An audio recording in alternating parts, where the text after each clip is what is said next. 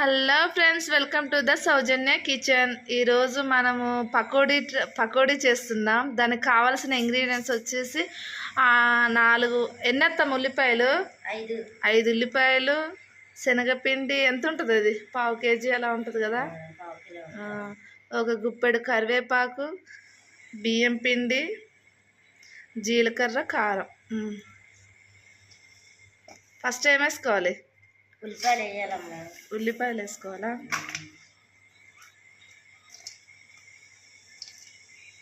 ఉల్లిపాయలు, పచ్చిమిర్చి బాగా మిక్సీ వేయాలి.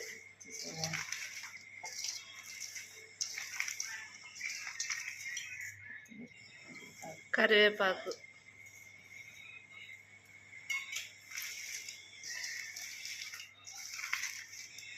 ఎందుకత్తమ్మ అంతలా దాన్ని అలా చేయాలా?